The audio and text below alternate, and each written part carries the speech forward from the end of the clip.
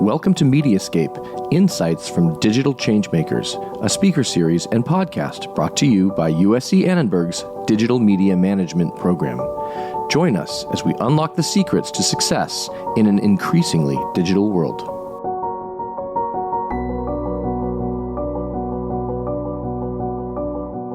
It has been really wonderful. I met AJ through the wide, wacky world of podcasting, and it's such a pleasure to be able to share his knowledge with you today. He's a digital media marketing expert who's worked with some of the names that we all know and follow when it comes to our digital pursuits. So AJ, it's in your court. All right. Well, I'm really glad to be here, especially associated with USC. USC was actually a college I wanted to get into and was my dream college. I didn't get in, but I'm glad to at least be here now. I'm going to share my screen. All right. Well, I'm super stoked to be here, and I want to talk to you guys today about thought leadership in our social media world. Now, thought leadership is really important, especially in today's world. Thought leaders are known for their knowledge, their ability to fill in gaps, their unique insights, and their perspectives. And in the world that we live today, it's incredibly valuable. Over the years, I've discovered a lot of great things about thought leaders. I've spent my entire career working with thought leaders, and I'm going to tell you a little bit more about that in a second. But before I jump into that, I just have a quick question for everybody. I want everybody to pull out their phones, and if you could just go into your settings and just check your screen time. I'm curious to know about this. What is the average amount of time that you find yourself on social media? Could be any social media platform. And if you could just throw that in the chat for us, just so that I could get an idea. Mine was that I was on TikTok for like an average of an hour and a half a day, and Instagram like 45 minutes a day. And then the other social networks a little bit here and there. And if you guys could just put that in there, we'll take a look at that and just get an idea for where everybody's at. There's a stat out there that's saying that the average person spends about 2.5 hours on social media. In today's world, we're consuming 15, 30 second, 60 second videos. That's a lot of content. And how I look at things, it's a lot of opportunity. So our purpose here and my intention with this conversation that I'm having with you guys and this presentation is to show you the world of thought leadership and social media and essentially give you the path on how to capitalize on it. Now, before I get into that, I'd love to share a little bit more about myself and my background and how I got here. All right, so who is AJ Kumar?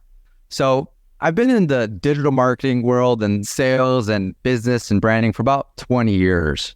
I'm 37 now. So back in 2006, I used to work for a company called the Mike Ferry Organization. I was a telephone sales rep. And this was like before a lot of the digital stuff that we know and love today. I was talking to people over the phone. I was building relationships with customers and getting people that were, 10, 20, 30, 40 years older than me to pull out their credit cards, give it to me over the phone, and buy a ticket to come to a training seminar or to buy coaching services. So I did that for a bit. And then eventually I had a friend in high school, a guy by the name of Patel, who you guys may have heard of. Well, I reconnected with him around 2009, and he introduced me to his cousin, Sujan Patel. And this is right as I was getting into the world of digital marketing. Neil was one of my first mentors. He taught me how to blog. I had a blog called persuasive.net, and that's a place where I was essentially sharing the expertise I had at that time, which was sales and persuasion and building rapport with prospects. And I was sharing that through my blog. And then as I was succeeding with that blog, I got a little bit of traction and then led me to meeting all sorts of interesting people. And then one being Neil's cousin, Sujan, who I partnered up with, and we started a company called Single Grain. So from about 2009 to 2011, I was really fortunate to work with some really amazing companies, specifically in the SEO realm. So companies like Salesforce, Airbnb, Sony, we primarily helped people with their search engine rankings. And then I did that up until 2011-ish. And I found myself, just like how I shared it with you, I was originally working with thought leaders at seminars. And I worked with corporate brands enough to where I don't think I was getting the fulfillment I was looking for. And I had this one client that I really enjoyed the relationship with. And it's a woman named Kimberly Snyder. So I ended up selling my shares of Single Grain, and I partnered up with this woman, Kimberly Snyder, from about 2012 to 2015.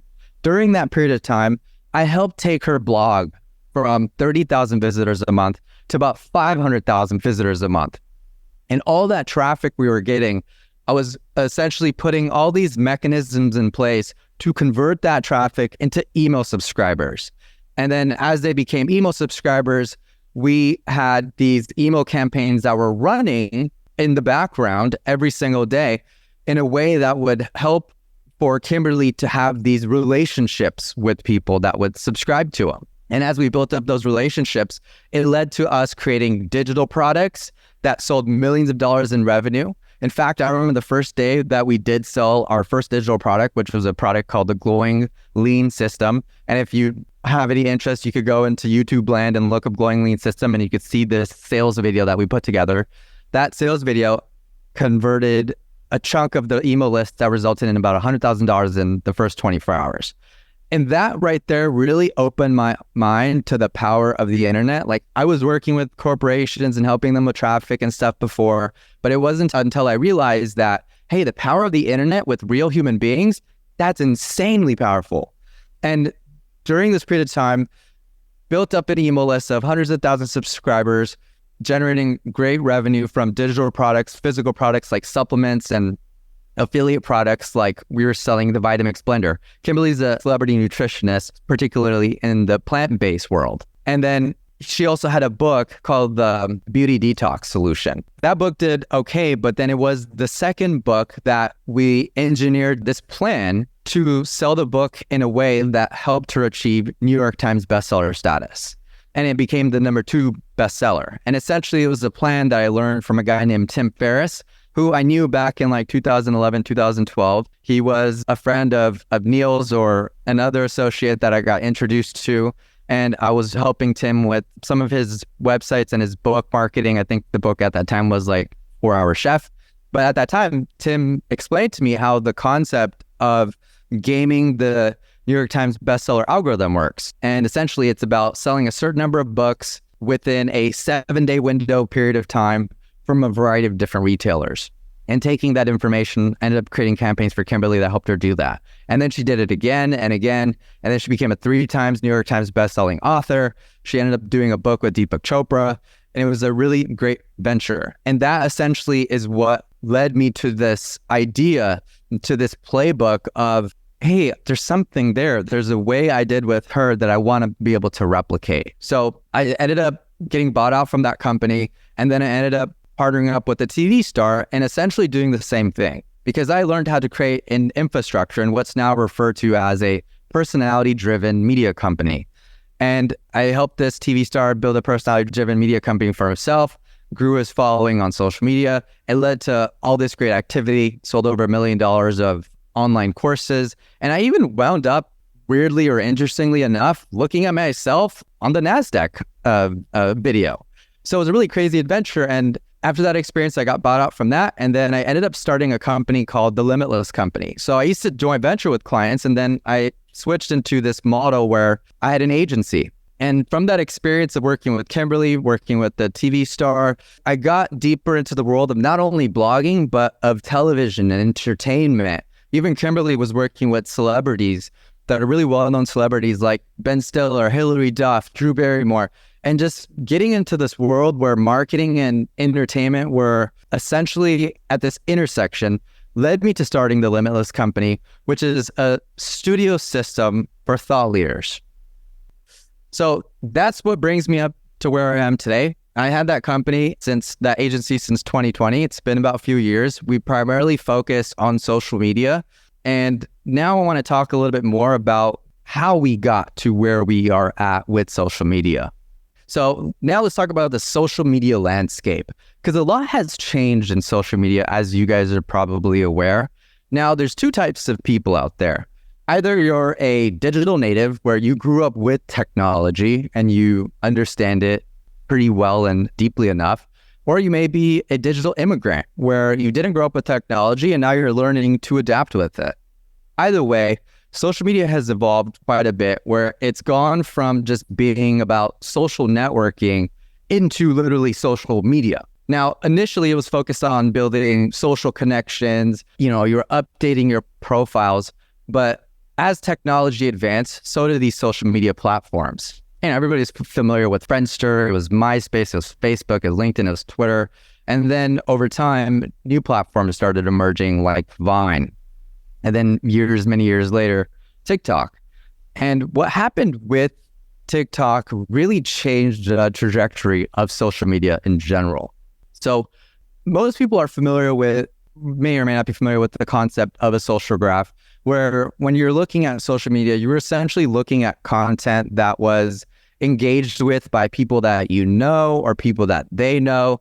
It was through the network that you cultivated. That's why everybody was, trying to have 5,000 friends, maxed out on Facebook, meaning that on Facebook, you could have a max of 5,000 and people were trying to max it out just so they could have as many connections as possible, right? That was that social networking concept. But what happened was TikTok introduced this concept of interest graph. Now, the interest graph was available in different ways, shapes, or forms. But what TikTok specifically did was introduce short form vertical videos and interest graphs. Now you're not just seeing videos from, Susie, your cousin, or that friend Dawn that you met at that bar or whatever. Now you're seeing content based entirely off of things that you're interested in. And it's making for a really good and addictive experience. Now, just to give you a little bit more history behind this, short videos were actually around 2012, 2013. I know most people became familiar with TikTok around the pandemic era time. But Vine was this platform where it was about 6 seconds. It was large. It skewed very young. And the way I explained to people of like how it performed and what it was normally for a lot of the digital immigrants that didn't have technology around, as teenagers, we have this angsty energy, right? This energy that we would put towards sports or, activities. Whereas teenagers of today, Gen Z, or like I mentioned, the digital immigrants, were more so taking that energy and putting it through videos. Vine was that. It was really the unhinged way that young people were communicating with one another. And eventually Vine got shut down, and those people that were creating content on Vine went to platforms like YouTube. And then as TikTok came about from another platform called Musical.ly, people started going to TikTok. And all that frenetic energy was then transmuted through platforms like TikTok, which people really, really loved. And it got really addicting. It was just a way for us to consume content that was more fun and entertaining. And like I said, it was entirely based off of what you were watching and what you're interested in and what you're passionate about. Now, some of you may have remembered a platform like Quibi. Quibi was that platform that was made by the guy that launched, something with Dream, the company that made the Shrek movie. So that platform didn't succeed. It ended up failing in a very colossal way that a lot of people saw, because it was essentially a platform you had to pay $10 a month to. The concept of watching vertical videos was still new to a lot of people. And it was very highly polished content, whereas TikTok was also available at that time. And TikTok was also vertical, but it was free. And it was more raw, unpolished content. And people liked that. It was different. It was new. And that novelty was really powerful for a lot of people. So powerful that it essentially led to the TikTokification of social media. And the way it is right now with this concept of interest graph, the way I like to explain it is, imagine a limitless landscape where there's all these different spaces, all these different rooms. And all these different rooms are these videos of different things people are interested in that they essentially congregate to. That's what the social media landscape is like now. And what's really fascinating is how you could blend different areas of interest together to form brand new interests. I'll give you an example. What happens when you take ping pong, badminton, and tennis, and you put those different things together? You get an entirely different sport called pickleball. So just like how you could blend different sports together, you could blend different interests together. And this essentially even worked as a differentiating factor for a lot of thought leaders. For example, with Kimberly, who I mentioned to you before, she was a plant-based nutritionist, but she also had interest in things like spirituality and yoga. And by blending those interests together for her, it allowed her to differentiate herself from all the other plant-based nutritionists. And it also allows for people that may not have been interested in plant-based nutrition from the beginning, also discover her through other areas of interest like spirituality or yoga. So niche blending is the name of what this concept is. And we're starting to see a lot more of this. Social media platforms, I see them as a Rubik's Cube. Essentially, all these different platforms have all these different nuances and they have different context, meaning that you may talk about professional achievements on LinkedIn, but it may not translate the same way on Facebook or Instagram. Or you may have this super polished video that, performs well on YouTube, but then it doesn't do well on Instagram or TikTok, right? You got to create content in the way that's made for these different platforms. And it's tricky, it's hard. Sometimes you could create one piece of content that could apply to others, and sometimes it doesn't work that way. In the beginning, you could get away with that, but now, as all these platforms are getting a lot more sophisticated, you essentially need to come up with a strategy to create content in a way that's cohesive. Because one thing to remember about social media is that it's all rented space. It's all rented territory. You're using someone else's platform that they own. Unlike an email channel or a website channel, which you may own, social media is owned by other corporations.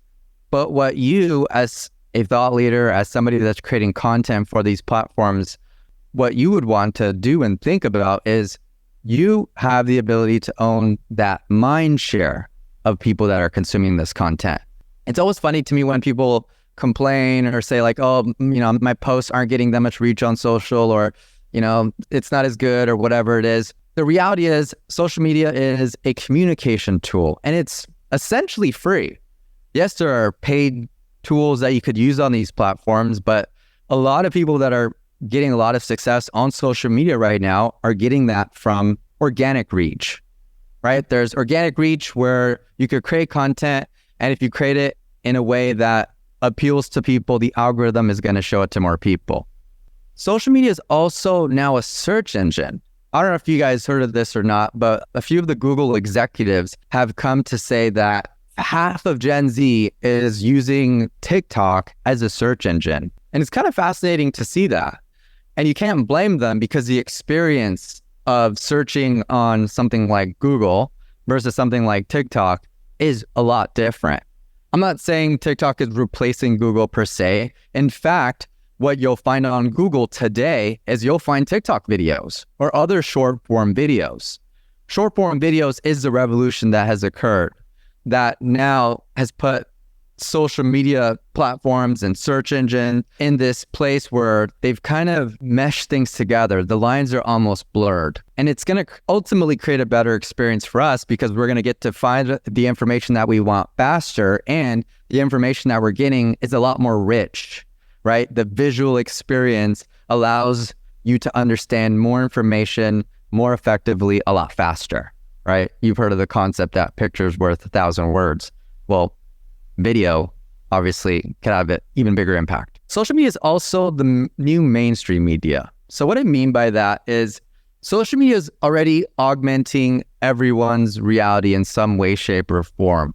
When you meet people or when you get introduced to somebody, you almost always look them up on social media or you Google them, you see them online, and it changes how people think about you. And whether it's to say it's good or bad, it is that way. And there's pros to it, there's cons to it. But a lot of this has to do with the fact that our smartphones are these mini television devices, but in a way where it's a lot more interactive. And this has led to democratization of information. We're not just subject to watching news on, ABC or CNN or whatever the networks are. We're not just limited to what people are telling us, in this one-way conversation. We now get information from all sorts of different places. Now, this does have cons in that there's a lot more fake news that's happening, or now you have to figure out how to tell if sources are credible or reliable. We do live in that world where visual literacy and digital literacy become really important, especially in this post-AI world where it's bizarre to see people that are AI generated look so real. And what you're seeing on the screen is an example of how Gen Z vapors on TikTok, because of what was happening in Congo and child labor laws, that was the reason why they quit smoking vapes. Whereas news and TV have been talking about that, but people started getting this information from TikTok. So the way that we're getting information and the information that we believe has drastically changed. This is an example of how you could literally change the things that people have in their hands. Like, this was a meme that was really popular on Twitter, and he was actually holding a smoothie, but then people change it to where he's licking a phone, and it's confusing, and it's hard to tell if something's real or not. And when you're looking at memes, you could see memes so frequently, if they're being used so much, to some level, it starts to have this effect of, hey, was that actually real? So again, the whole concept of visual and digital literacy become super important. And essentially what has happened is the concept of attention economy has been around for the past decade or so. And the way I like to talk about this is, in this attention economy, you're seeing attention being used as a resource. People are vying for likes and shares and retweets. Attention has essentially become a currency that people use to advance in their lives in some way, shape, or forms. You're seeing all these content creators that are coming out there. You've probably heard of the creator economy. The creator economy was something that was birthed in the attention economy, and it's based off of the attention that people get on their content. And it's what they do with that attention, which we'll talk about in a second. So we're living in this world where it's Acme, a creator making everything.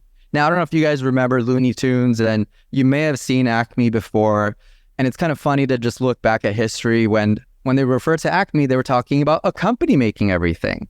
You know, back in the day, there were Sears, there was J.C. Penney. You know, they went from making clothes to making tools or selling tools and automotive parts. And really where I think the concept of company making everything really hit its peak was Amazon, literally the everything store.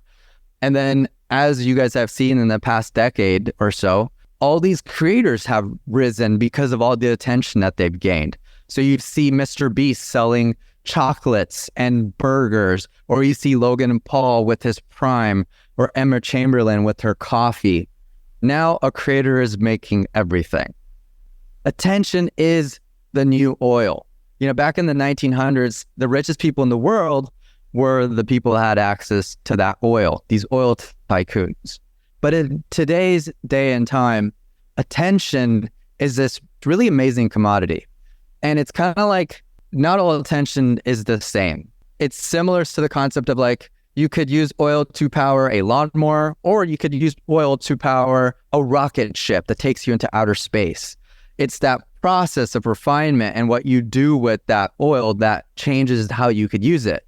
Well, attention is very similar. And the United Nations has this report talking about how attention is this multi-trillion-dollar economy, and it's growing and growing and growing. And I bet everybody could understand that, because you see the stats or you see the data in some way, shape, or form that everyone has a smartphone. There's billions of people on social media. Virtually everybody has a smartphone, and everyone's using it pretty frequently. That's why I asked you that question earlier about, if you look at your screen time, the average person has like a 6-hour screen time on their phone, and then they have 2.5 hours on social media.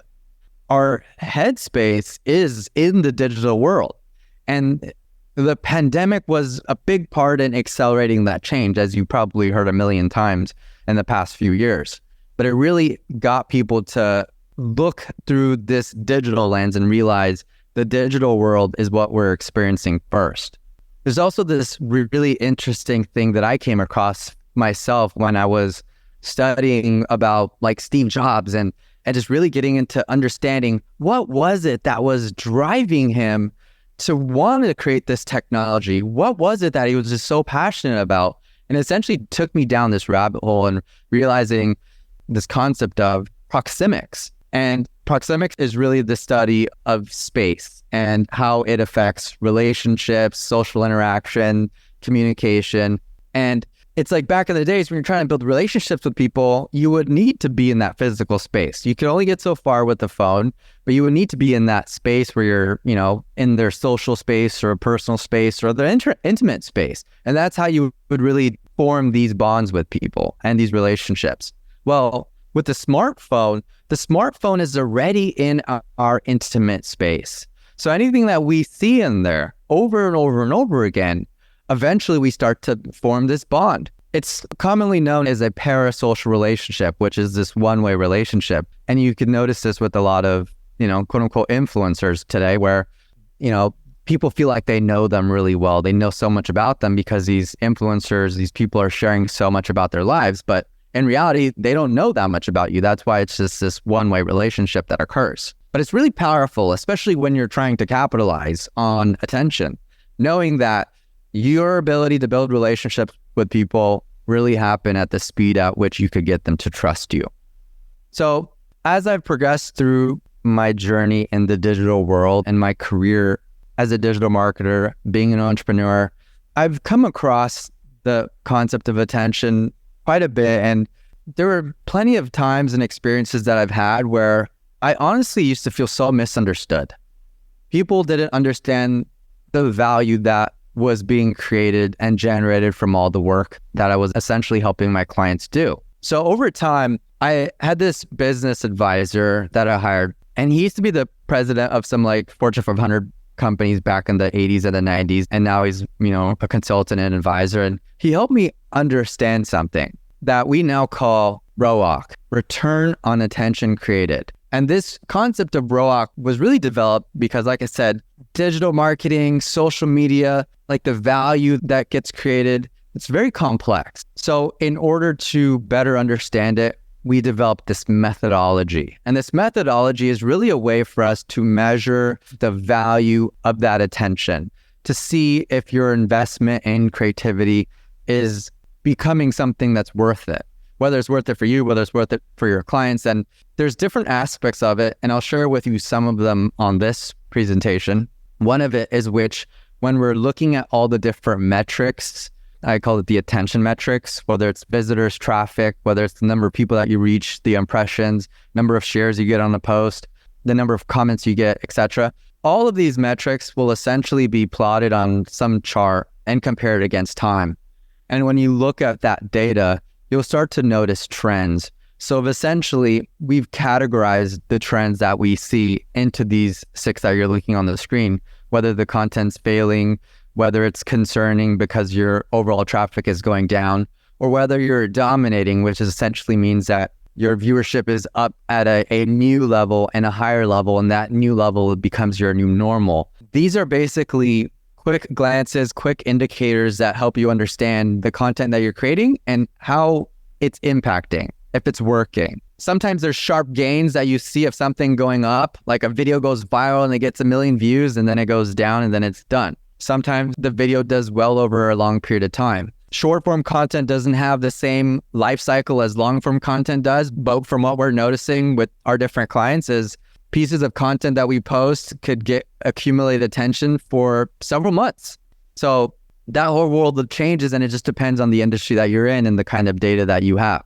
So when you're looking at content creation and you're creating this attention, that return, like I talked about, comes in a variety of different forms. There's qualitative data that you're going to get, and then there's quantitative data that you're going to get. Quantitative data is a lot easy to understand, like website traffic or email subscribers or your audience, or I've had 4 clients that have gotten some kind of television deals as a result of the content that we're creating, right?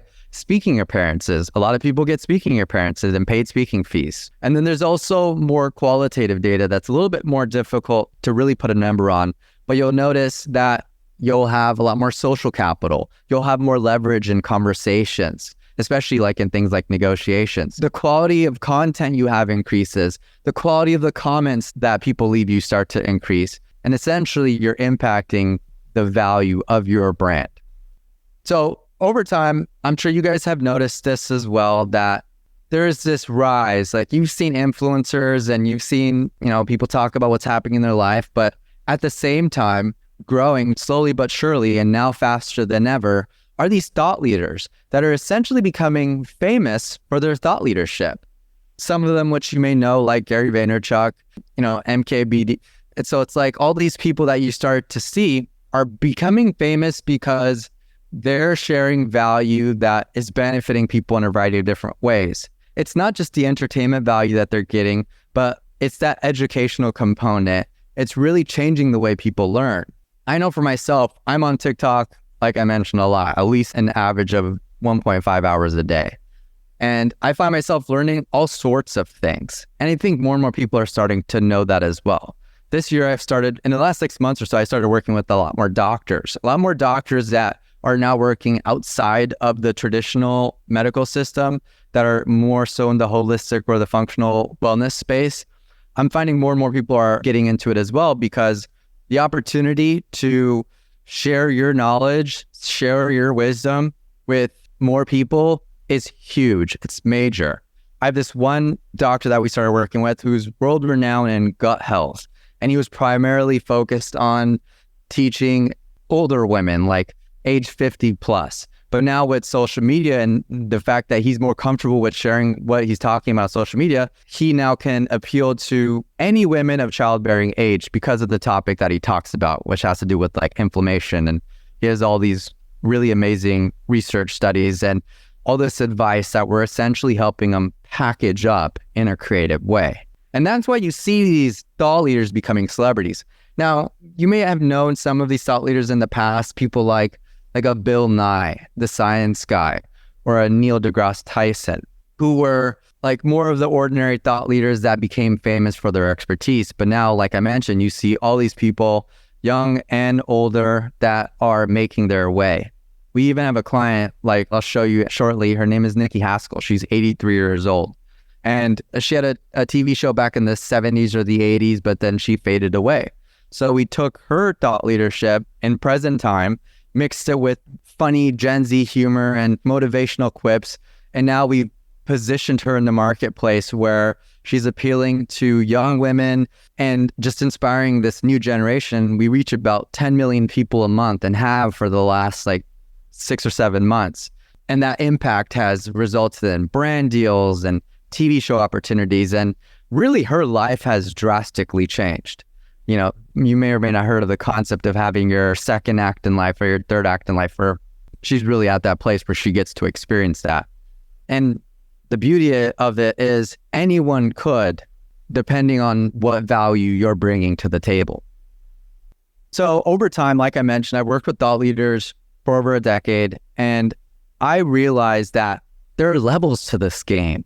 And those levels mean so much that people that reach the highest level become the most magnetic to opportunities, whether it be financial opportunities, business opportunities, or personal opportunities. The people at the top really achieve that. I'll give you a high-level example first before I break this down. I always like to start with talking about, you probably see doctors, right? Like a generalist doctor, somebody that could help somebody when they have a cold. But if you start having heart problems, you're not going to talk to the same guy you spoke with when you had a cold. You're going to go see a specialist. And then the specialists that do really well and want to go to that next level in their career, that start to create more original concepts and ideas, essentially become an authority, right? When you author something new, something original, and what's called peer-reviewed, you have other people in your specialty that approve what you're talking about, that back what you're talking about. And then as you want to continue progressing in your career, then you essentially need to look to that next level, which is called guru.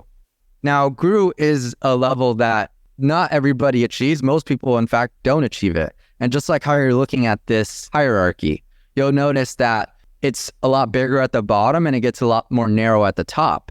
And this is respective to how it really is, that as you try to progress in your career as a thought leader, you'll notice that you'll find lesser and lesser people there. Because, it's hard enough to create something original, but then you want to create something original and then get people to take notice of it and respect it and appreciate it.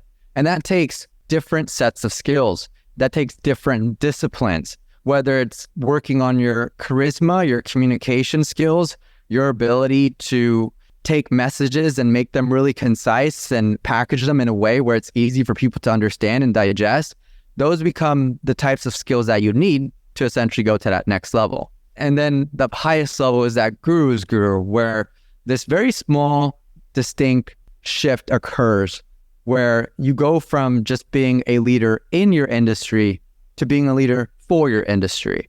And this is where you see people like the Oprahs, the Ellens, the Martha Stewarts, right? These were our guru's guru, in the 90s and the early 2000s. And there's different examples of them today.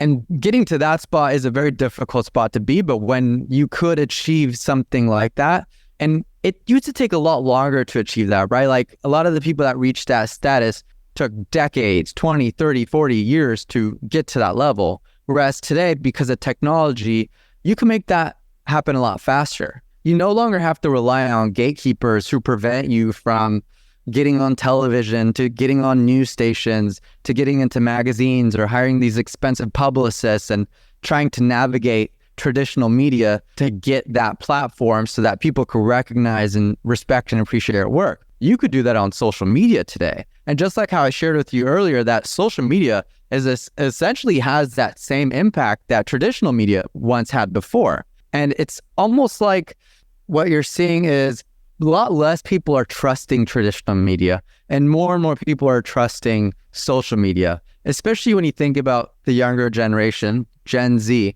Virtually a good chunk of them, half of them, now will get their news from social media. And a lot of older people are getting news from social media as well. I'm a millennial and I get my news from social media. And, I grew up in an environment where every day I'd come home from school and, be at home. And then my dad would come home at 6 o'clock, turn on the evening news. And, that's how we got that information. Whereas today, we don't care to wait for that news cycle anymore. We could literally just, be in the bathroom or wait at a bus stop or be in line somewhere and get everything from celebrity gossip to serious world news. Now, I think most people here are probably familiar with the guy named Gary Vaynerchuk, so I'll explain how a guy like him has essentially gone through these different levels. So Gary, which you guys may or may not know, but he creates a lot of content now of him going to garages and buying baseball cards. And back in the days, when he was a general entrepreneur, that's what he would do. He would sell baseball cards, lemonades, things like that. Eventually, he honed in his entrepreneurship and got into his family's wine business. And then he eventually created something called winelibrary.tv. And that program started doing really well. I think over its lifetime, it essentially got over, I think like 1,000 episodes. But by him having that success with this show, winelibrary.tv, that helped him elevate his status and essentially positioned him to be a guru, because not only was he a credible expert in wines, but he was also in marketing. And it led him to starting his marketing agency, VaynerMedia, and essentially led to his entire holding company, VaynerX. And now he's at this level where he's the guru's guru. He works with some of the biggest celebrities in the world and some of the biggest brains in the world. Another guy would be Neil Patel. I'm using Neil Patel because you guys may or may not be familiar with Neil, but like I mentioned, I was in high school with him. He mentored me and I got to witness firsthand, learn from him and witness firsthand him going through all those different levels. Neil in high school got me into different little business ventures as well. Like at that time, we were selling stuff on eBay, where he would teach me how to buy stuff in bulk and then sell it individually on eBay and make, pretty decent profit margins. Over time, Neil started honing in his skills into SEO. He became an SEO specialist. And that led him to creating his blog. At the time, it was called QuickSprout. And that blog started getting a lot of traffic and a lot of attention. And that essentially led him to becoming a guru on that topic. And then as he became a guru on SEO, and then he started translating his expertise into different disciplines, various forms of digital marketing, everything from creating funnels to paid advertising. And now today he owns a company called NP Digital, which within like 6 years is now a multi-$100 million company. So it's exciting to see how people go up this and how long it takes people. Like I mentioned, in the past, it would take 20, 30, 40 years, but now you have people accomplishing that within half the time. And now even today, it's happening in a less time than that. Now, I do want to say this, that it's not just about trying to become popular for trying to become popular. You do need to hone in on whatever your area of expertise or whatever your area of mastery is and get really good at that, right? Neil became really, really, really good at SEO. So good that he became an authority on it because he demonstrated, he had a track record of it. So when you're a guru, you're someone that has a track record of success. You're someone that has helped transform people. These transformations are really important. They're really critical. These transformations are what get other people to believe that you're the real deal. Because there are a lot of fake gurus out there. There are a lot of people that are able to get that attention, but may not have the actual credibility and the experience to back up their claims. And we see that all the time. Again, and this plays into that concept of digital literacy, knowing what it is that you're watching. So over the years, I've developed these different steps to achieve this guru status. And essentially it comes down to these 3 different parts. So we'll go through them part by part. The first part is the foundation. This is where, as you become great at something, you start to think about what's your origin story. This is important because as you start to go into the public eye, as you start to appeal to bigger, more mass audiences, you'll find that when you have some kind of origin story that has some kind of storyline connected to it, it makes it a lot easier for people to trust you because everyone has this subconscious familiarity with these stories. You guys know the ones that I'm talking about, like the rags to riches story. In the movie world, that's like the pursuit of happiness, right? Or the us versus them story. In the movie world, you could think of like Remember the Titans, or the reluctant hero story. In the movie world, you could think of something like Spider-Man, right? Spider-Man, he got bit by that spider, but then he didn't end up doing anything with it. Then his uncle died, and that led him to being Spider-Man. So it's that reluctant hero. These stories become really powerful for you because, like I said, it's a way for people to develop this rapport with you without them even realizing they're connecting with you. It's just that these are these universal struggles that we've had since we could all remember. So having that origin story is really important. So whatever that may be for you. Number 2 is you want to create high value content, things that people could get insights from, things that people can learn from. This is the kind of content that it's not just educational with stats, but it's more entertaining because these social media platforms are very much entertainment first. It's not to say you need to create a TV show, but it is to say that you could take concepts, elements, strategies from the entertainment world and incorporate it into your area of expertise, to what you're trying to teach, to what you're trying to be a thought leader on, because that's what makes people want to watch you and pay attention to you. Neil does this when you could go to Neil's Instagram, for example, and see what he talks about and how we create his content in a way that makes it a lot more entertaining, whether it's how we edit it or it's the different types of stories that he tells. And then third is having unique frameworks. So by unique frameworks, I don't know if anybody's familiar with a woman named Mel Robbins. She wrote this book called The 5-Second Rule. It's basically this concept about how to motivate yourself to doing something by pretending like you're counting down from 5, 4, 3, 2, 1, and then doing it, and then training yourself to doing that. Or Hal Elrod, which is a guy that wrote this book called The Miracle Morning, has this concept called savers, which is a series of things that you do, which includes scribing and affirmations and visualizations that you do every single morning. There's also people like Tim Ferriss, who had the 4-hour work week, or Simon Sinek, who had Start With Why. These unique frameworks help you become that guru, help you become more recognizable, easier to remember, because that's essentially what you're trying to do when you're becoming a guru. You're making it easy for people to remember you. You're making it easier for people to be familiar with you. So that's the foundation of reaching that guru status. AJ, we have a question. When in one's journey should you share or push your origin story? Before amassing a fan base, during, or after? That's a good question. I think you do it as you're building your fan base. So even to the degree of you going on people's podcasts, everyone's going to ask you the question of like, hey, how did you get to where you are today? So it's important to have that story, because as you are building your fan base, as you are trying to get people to remember you, as you're trying to get people to follow you or whatever it is, having the origin story in the back of your pocket makes it a lot easier for people to have that relationship with you. So I would do it as you are building your fan base, and then you modifying that story as you go through that process, right? You're getting feedback from people and how they resonate with that story or not, the way you're telling it or the parts of it that you're telling it, rather than waiting till you amass a fan base, because you essentially need that origin story to get to that level where a lot of people are following you.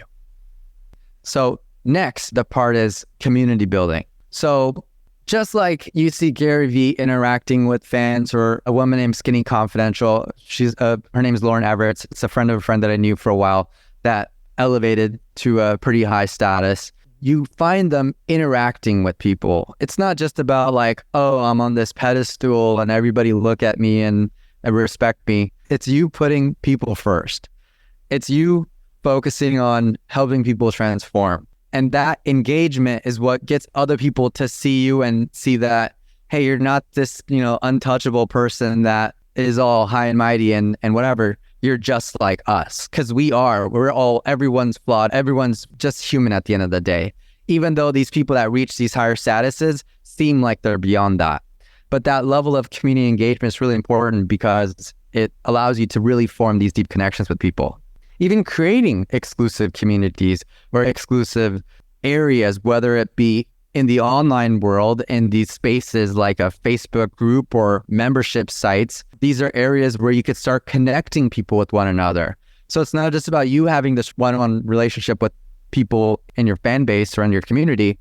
It's about people in your community connecting with each other. And if you could create a space for that could occur, it allows beautiful things to happen. With Kimberly, for example, back in around 2013, when we launched her book, Beauty Talks Food, I had this idea of creating a virtual book club on Facebook groups. And that virtual book club ended up having about 20,000 women from around the world.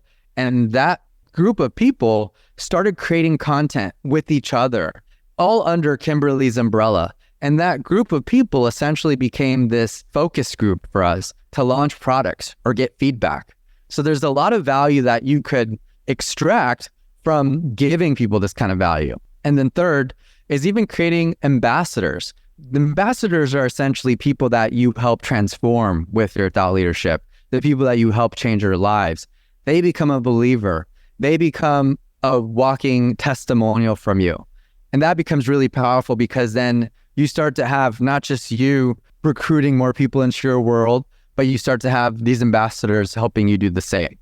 And as you do that, as you go through that process, that next level then becomes that expansion. This is where you start to talk about more bold stances that you have, like the controversial figure of Grant Cardone or Tony Robbins, or people speaking about different world events. You start to express this stronger view, because when you're in this phase, you're essentially trying to shift from just being that leader in your industry to being that leader for your industry. And this is when you start speaking to a much bigger and wider audience. You're also, as you're going through this process, mixing different interests, right? Like we talked about, these different disciplines, where once you get really good at one thing, you could become really good at another thing. And as you blend those things together, it starts to create all this uniqueness. The one example I love talking about is like Kobe Bryant. Kobe Bryant says that, he stole moves from Michael Jordan or Julius Erving, or he also took moves from soccer players. And by taking pieces from all these different niches, allowed him to really form his uniqueness, right? So that occurs by when you mix interests. People like Martha Stewart do that. You know her for like cooking and home decor, but she's also in gardening, and not just gardening, but now she's in cannabis, right? Like she has all these different areas of interest. And like I mentioned, by having these various areas of interest, one, it becomes more authentic, because as human beings, we're not just interested in one thing. We like a lot of things, and a lot of those things that we do like tend to complement each other in some way, shape, or form. And two, it helps us become the multidimensional beings that we really are. We're not one-dimensional people that are on this flat screen. We're multidimensional, and people are having these experiences with us through the phones. So by you creating these experiences, by making your content more rich and more interesting and entertaining, gives these viewers a better experience. And these social media platforms have all the tools that are made to give these viewers experience that you could utilize for your benefit. And then there's partnerships, like you want to collaborate with other people as you're growing your guruship.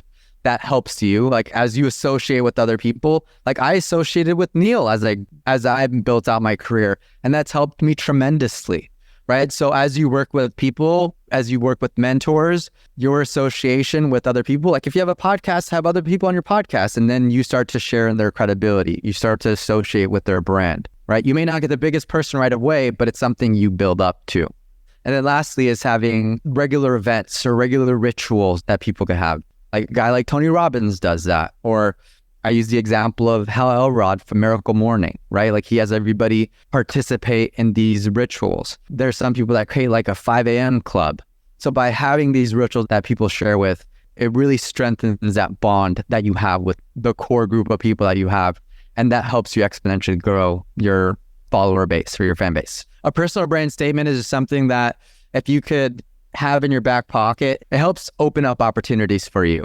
When you figure out what you're the best at, which is the value that you provide, who you serve, the audience, and then how you do it, your unique selling proposition, it becomes a lot more effective. So for example, for me, instead of, somebody asks me, what do you do?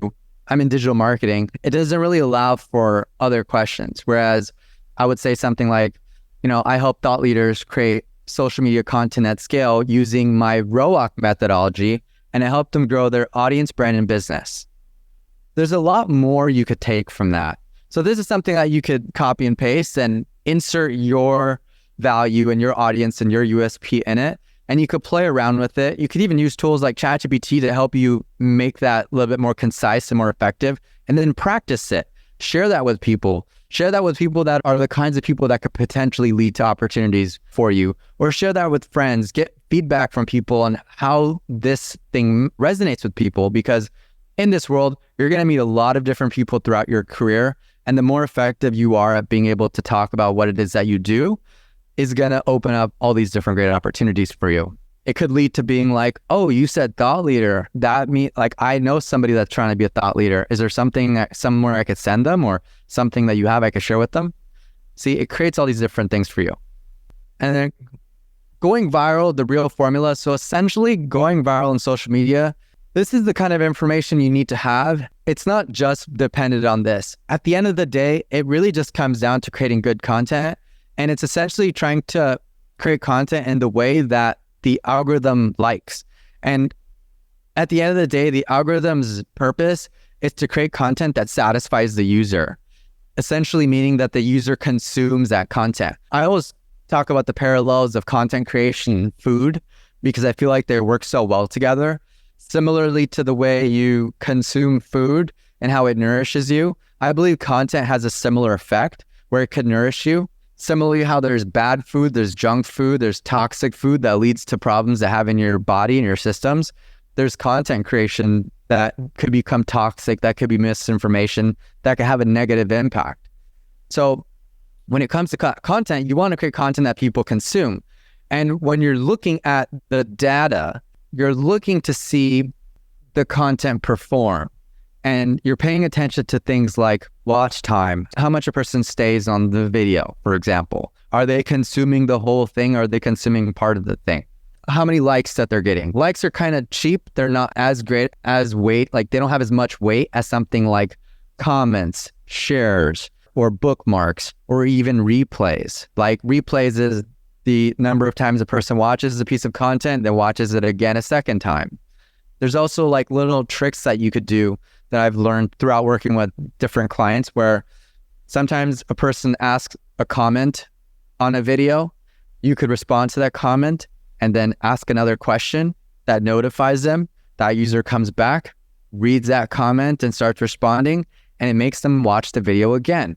That little trick ends up getting the algorithm to see, oh, that's a replay. Let me show this to a few more people, right? And I'm using few as something for this, but it could be a lot more people. And it could be exponentially more people, the more people you get to do it.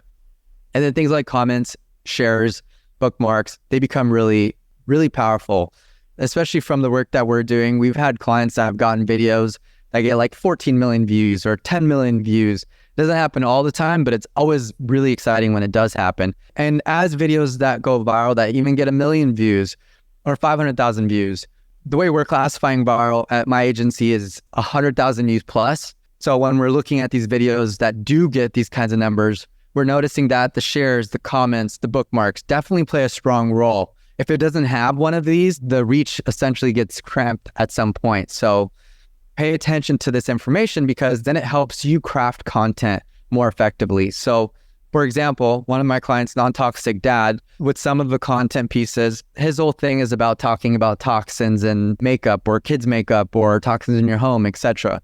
And for example, that kids makeup video, I think got like 9 million views. And we started adding alternatives because we started noticing people are saying, okay, this is toxic, but now so what? Like, what should I use instead? And when we add these alternatives, we add like a little small clip at the end where it shows these alternatives. And it makes a variety of things happen. It gets people to bookmark it so they can save it for later. And it sometimes even gets them to watch the video again so that they can see it. But knowing how people are using social media on the other end, just not just as a content creator, but as a content consumer, helps you create content more effectively, right? That's an important part of it. And then to tie it all together is guiding your customer's journey. So this is essentially how this works. People discover you on social media. It's a very powerful discovery engine. They either see you on their For You feed, or you might have followed somebody in an area of interest. Let's just say a fertility doctor. I'm using that because one of my clients, like I was mentioning, is working with a lot of women of childbearing age. So I was researching this recently. So if you've looked up a hashtag TCC, which is in that space, and by looking at that, that's an indicator to the algorithm to show you content from other people that are familiar. So as people discover you through these different places, maybe a friend shared something with you, they watch your content. If they watch it, they like it, they start to engage with it. Even them staying on your video, and even if they don't hit the other buttons, they're technically still engaging with it because they watch it. So then they start to go deeper into your funnel. So now they've discovered you, they start engaging with you, and then they start to follow you. And then they start to see you again. It continues to go through that same process. And what we're talking about here, everyone, are touch points. You've probably heard of the concept before of touch points, different marketing channels. We're essentially talking about the touch points that occur throughout the journey of somebody that finds you on social media. So they go, they discover you, they engage with you, they engage with some of the different buttons, they interact, they might leave comments that starts to lead to them building this relationship with you. And this may not happen right away. Sometimes it does, but it can happen over days or it can happen over hours. It just depends how good your content is and how interested somebody is in what you're talking about. I mean, has there ever been a time where you discovered somebody's content on social media that you just love so much that you went down that rabbit hole and then just started consuming all this content from that same person? That happens too. And that it really accelerates the relationship that you're building with that person. So as that relationship gets built, you may start paying attention to the person differently. You may also, like if you're on Instagram, you may also watch this person's stories. Like the For You feed on Instagram, a lot of that is for non-followers, whereas the stories on Instagram is essentially more for followers. So as people are building a relationship with you, as they're following you, they may see something that you're talking about in your Instagram stories, or it may even lead them to DMing you and interacting with you, right?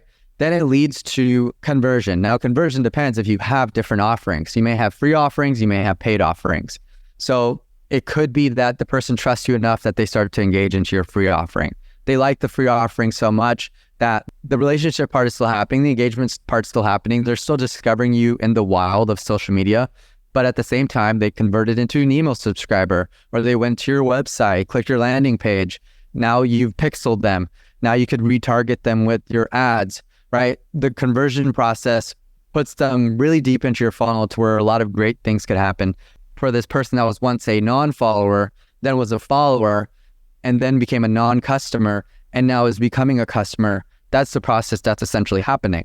And then as they become a customer of your product, depending on if your product delivers what you're promising, that's going to lead to that next phase where they become a promoter. As the products that you're offering, as what you're offering is essentially helping people transform, it's going to make them want to tell everybody about it. Like that example of that doctor I was sharing with you, he came up with a protocol that helps couples that couldn't get pregnant by helping them understand the different causes that are affecting them not getting pregnant. As they go through that protocol, they achieve the result. They're telling everybody and their moms about this guy, right? So the better you are at what it is that you do, the better it is your expertise, the more mastery that you have in your field, the more transformations that you could create, the bigger impact you'll have. Like, for example, I mentioned Neil Patel to you guys. Neil Patel recently, like about a week or two ago, had something that he tweeted, got retweeted or reposted, because it's called X, by Elon Musk. So it's wild to see that. It's wild to see Elon Musk retweeting his post saying, referencing something that Neil said. And that stuff is powerful, but I also like err on this caution that it also depends on how good you really are. Like I said, there's people that try to go higher up these levels and get that fame, and they may get it on a surface level, but these fake gurus eventually get caught, or they eventually, like, people find out, and, you know, they have their fall from grace at some point in time. That happens to a lot of them. So when you're going on your journey to guruship, to becoming that thought leader that everyone wants to follow, focus on being really great at what you do, because then the impact that you have as you're promoting yourself, as you're promoting your thought leadership, becomes a lot more impactful. And these are just some of the case studies for clients that we have. I mentioned about Nikki Haskell. She's 83 years old, and she's gotten over 100 million views in the last year that we've been working with her. Or Warren Phillips, the non-toxic dad, and that number actually needs to be updated. He's gotten about almost 90 to 100 million views as well, and has grown his followers from like 7,000 to 247,000 on Instagram. For Nikki, she had 5,000 on Instagram and like 6,000 or 7,000 on TikTok, and now she has almost 70,000 on Instagram, and I think 40,000 on TikTok. So it's been massive. Neil has gotten millions and millions of views, and him being on social media has been really impactful for his business, MP Digital. Another doctor that we worked with, that some clients we have NDAs with, but another doctor that we work with in the holistic space has gotten 20 million views. And that led to more people being interested in buying his products and his supplements that he's selling. And there was another celebrity that we worked with that has gotten over 20 million views, and it's resulted in over 7 figures of people buying his courses and investors investing in his new like media companies and ventures and things like that. So you could see that it's definitely not an easy thing to achieve. It's definitely a very exciting thing to achieve, and it does take time to get to that level. But I hope from today you could at least see what that path looks like, and that you put all these things into action. That was really fantastic. I've spoken to you many times and I follow your stuff, but I still took a lot of notes. What I'd love to do is stop sharing screen and see if anybody has questions. And one question that I saw in the chat was, what's the shortest amount of time that's taken for somebody to move to guru or guru's guru? So again, it depends on how good you are at what you do. Like Nikki Haskell, for example, she's 83 years old. She's faded away into nothingness for decades, right? She had her thing back in the 80s, but then she was gone. And it took us about a year for her to get to that guru status, right? So it really depends on your area of expertise. I would say that it takes a few years to really get to that level. Even people that could get super viral and get views really fast, they still need to catch up on what it is that they're really good at and the transformations that they can really give to people. Fantastic. Does anybody have any questions for AJ? I have a question. So I have a social media agency. So when I started like last year, I have a couple clients, but my question is like, when you started your agency, like how do you deal with like having your clients sometimes not appreciating your work or sometimes them giving you a hard time? That's a good question. That was probably the biggest thing I've dealt with over the years. That's what led me to co-creating that concept of ROAC, which is essentially a value model. And you could utilize that value model as well so that you could help your clients understand both the qualitative and quantitative value that they're getting. Because when you're creating content on social media, you're, like I said, it's not just you're trying to get customers. That is a part of it. And the way I talk about ROAC is the path to ROI. You got to look at all these different attention metrics. You got to look at things that are occurring, even things like perception. You're changing the way people see you on social media. And that in itself becomes indicators that, hey, you're going on the right path. And by helping your clients understand like that, helps them stick with you a lot longer and see your value. Any other questions? I have a question. So I'm starting a podcast, and I was wondering, like, what kind of advice would you give me as far as like gaining traction on a starting podcast? Would it be going through campaigns, or would it be advertising, or utilizing the existing fan base of my guests? Like, what success have you seen like that really works when actually launching a podcast? Good question. What's the podcast on? It's on the story of DJs and their success stories that actually draw an audience into finding either their path to success or understanding what resilience is truly defined by these people, on how they've actually reached these levels of success. So it's more of a motivating, inspiring the audience to find a path. Love that. That's really interesting. Yeah. So there are a few different things, like one of the ones that you mentioned where you're going to be leveraging the guest fan base. That definitely becomes a part of it.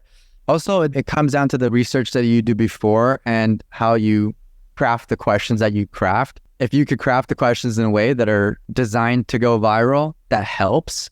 You could craft it in a certain way, or so that you could prompt the person that you're talking with, the guest, so that they could answer it. That helps. And obviously you're going to creating it as a video podcast and then turning that into clips.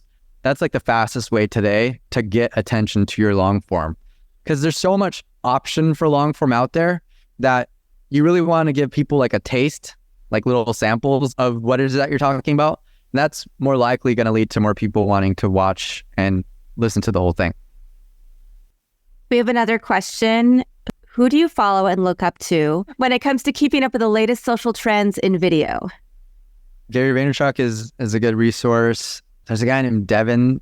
I don't remember his last name, but he has a lot of good takes. There's another guy named Ryan Magine. He does a lot of short form video stuff. Those are a few different people that I've watched that are talking about good video content. And as you engage in some of this stuff, or even if you search on TikTok, short form video tricks or video tricks, things like that, and start looking at some of the people that are getting good views, and you start watching that content, the algorithm is going to start to serve you more of that kind of content. So you'll be able to get a ton of tips and values for video. And would you say TikTok is a great place to start to do testing and see how your content is performing? Yeah, that's a really good question. So TikTok is a lot harder today than it was before, for sure. Now, TikTok is really good for research and figuring out trends and what people like. And I'm not just talking about just global trends, but I'm talking about specific industry trends. That's really important. That's a really important takeaway for anybody here, that you could look up industry trends on TikTok. And I think Instagram is a great place for you to get better feedback right now, just because I would say like Instagram started a little bit later, so your content will tend to perform a little bit better there as of right now, whereas TikTok is a lot more challenging today for creators of all types. Now you could go on there, and I'm not saying don't post on TikTok, but you may get a little bit more action on Instagram, but I would do both. Very nice. I put AJ's website, limitless.inc, in the chat, as well as his LinkedIn. I hope that was okay, AJ. And you have a book coming out, Guru Inc., this year. And you also have an ebook in the works. So what's the best way for people to find out where they can get more information about those resources? Yeah, I have an ebook coming out. I just finished that. It's called The Thought Leader's Guide to Social Media ROI. And I gave you kind of a preview of that. So if you want to follow me on Instagram, AJ the Digital Maestro, I'll be talking about it a lot more there. I've been a behind the scenes guy for many years, but now that's why I'm here as well, is I'm sharing a lot of these insights that I've gained. And then I have a book called Guru Inc., How to Become the Thought Leader Everyone Follows, coming out later this year. Same thing, if you follow me on Instagram, I'll keep you in the know. Awesome. To learn more about the Master of Science in Digital Media Management program, visit us on the web at dmm.usc.edu.